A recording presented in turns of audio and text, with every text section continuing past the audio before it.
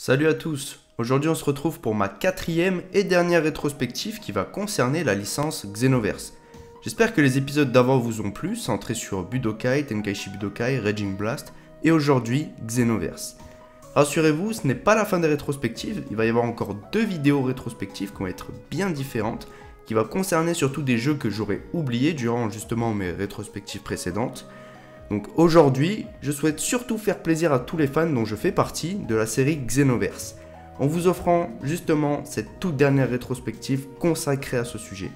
Ne perdons pas plus de temps, c'est donc parti pour l'histoire de la licence Xenoverse. La série des Xenoverse débute par Dragon Ball Xenoverse. C'est un jeu vidéo de combat basé sur l'univers de Dragon Ball, développé par DIMS et édité par Bandai Namco Games sur PlayStation 3, PlayStation 4, Xbox 360, Xbox One et PC. Ça fait quand même pas mal de plateformes. Sorti le 5 février 2015.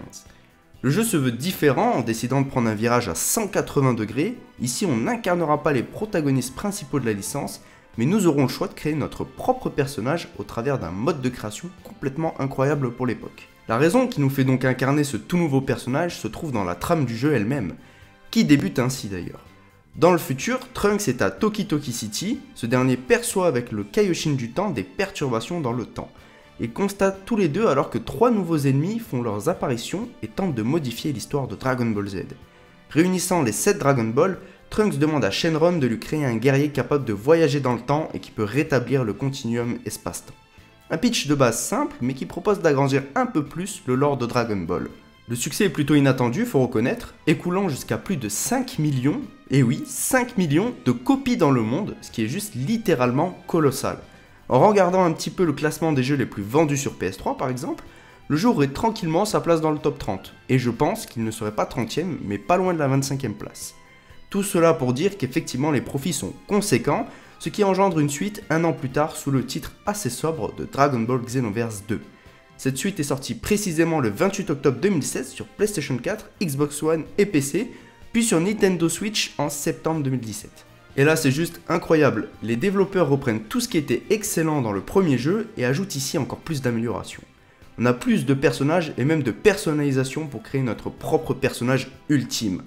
Le jeu est encore mieux reçu par la critique, forcément, et s'écoule à plus de 3 millions d'exemplaires à travers le monde. Sachez que le jeu atteint en 2021 un total de 8 millions de copies vendues, ce qui est juste fou et bat le record de vente du précédent opus. Il faut vraiment voir Xenoverse comme la renaissance des jeux Dragon Ball. Auparavant, vous aviez deux phases concernant la licence Dragon Ball dans le paysage vidéoludique.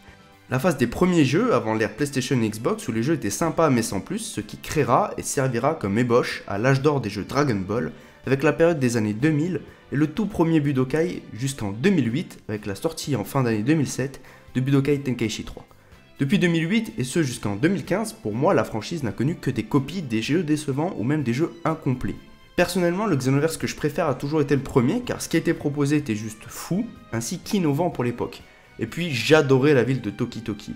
La sensation de liberté, de personnalisation était super et le mode online aussi. Ce que je peux reprocher au second opus, ce sont quelquefois du simple copier-coller sur les quêtes parallèles, même si l'histoire est très bonne et j'ai tout de même une légère impression de redite.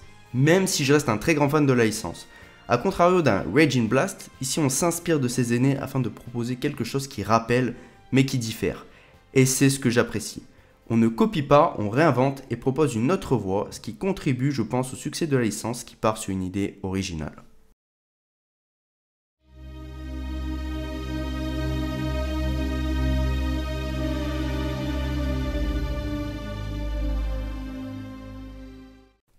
Le gameplay, parlons-en. Le jeu part sur un système un peu différent de tout ce qu'on a pu connaître. Comme dit précédemment, au début du jeu, le joueur crée un personnage et a le choix entre 5 races, celle des Namek, les Majin, les Saiyans et les humains, ainsi que la race de Freezer. Une fois le personnage créé, le jeu commence. Le joueur combat avec le personnage choisi, il peut combattre en équipe ou seul. Le joueur peut jouer à 3 contre 3, 2 contre 2 ou 1 contre 1. La campagne suit les aventures de Son Goku, du début de Dragon Ball Z, de l'arrivée de Raditz, sur Terre, jusqu'au combat contre Beerus, le dieu de la destruction. Néanmoins, les aventures de Dragon Ball GT seront présentes, mais sous forme de DLC. Le système de vie, d'endurance et de ki est juste ingénieux et il faudra vraiment gérer au mieux les trois afin de triompher face à plus en plus d'adversaires forts. Les transformations sont elles aussi bien amenées, et nous permet d'en tirer les bénéfices et les désavantages. Ce qui pouvait être reproché à certains anciens jeux Dragon Ball, notamment les Budokai Tenkaichi, c'est qu'on avait souvent les mêmes types de combos et gameplay pour tous les personnages, et que finalement c'était juste un skin qui pouvait s'interchanger. Ce qui, je l'accorde, n'est pas totalement faux. Mais ici avec les Xenoverse, on souhaite proposer une expérience différente avec chaque personnage, et ce même à chaque transformation. Et ça améliore l'immersion et le réalisme ainsi que la fidélité à l'œuvre. Le second opus fait encore mieux, Dragon Ball Xenoverse 2 est un jeu de combat en map fermée mais possédant de grandes limites.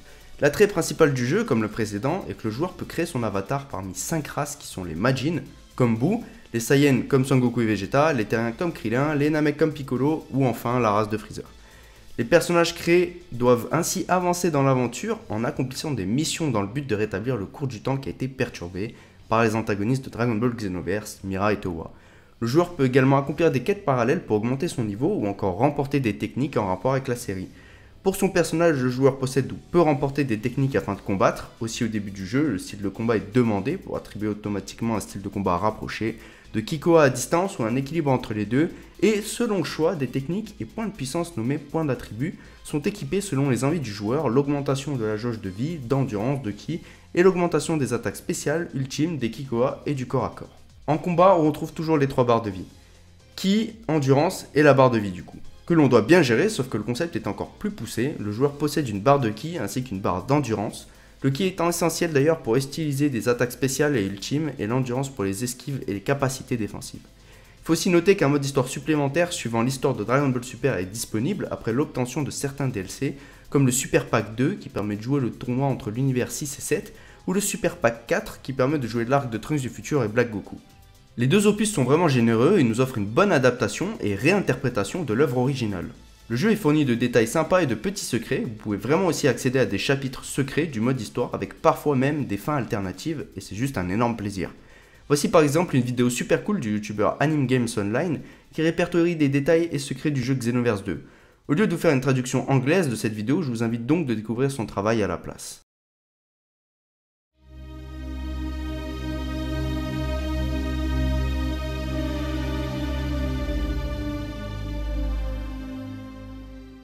Avec ce succès incroyable, la série devrait connaître un 3e opus prochainement. C'est confirmé par quelques sources diverses, mais pas encore par Bandai Namco. Le jeu ne possède aucune date de sortie, bien que certains estiment une sortie pour 2024. Les développeurs ne sont en tout cas pas pressés, étant donné que Xenoverse 2 connaît une durée de vie remarquable, avec l'ajout de nouveaux contenus régulièrement. Par exemple, il n'y a pas longtemps, il y a eu le DLC Super Héros reprenant les personnages du nouveau film Dragon Ball sorti cette année. Beaucoup de monde attend particulièrement ce 3e volet qui devrait nous offrir des possibilités folles ainsi qu'une amélioration drastique niveau gameplay et graphisme. Quant à vous, attendez-vous un Xenoverse 3 ou pas? N'hésitez pas à me faire part de votre avis en commentaire. Personnellement, j'ai hâte de voir ce que ça peut donner et si ça saura dépasser et surpasser même les précédents opus. Voilà, c'était tout pour cette dernière rétrospective, j'espère qu'elle vous a plu et vous aura offert une petite dose de nostalgie et de hype pour un Xenoverse 3. Pour ceux qui ne savaient pas, j'ai mis en place toutes mes précédentes rétrospectives sur Budokai, Budokai Tenkaichi, Raging Blast et maintenant Xenoverse. Je vous invite donc à aller y jeter un petit coup d'œil si les sujets vous y intéressent. Quant à moi, je vous prépare encore 2 épisodes pour pouvoir satisfaire tous ceux qui m'ont demandé de traiter de jeux que j'ai pu oublier ou que je n'ai tout simplement pas mentionnés. Pour soutenir la chaîne, tu peux t'abonner et liker. Sur ce, prenez soin de vous les amis. Ciao!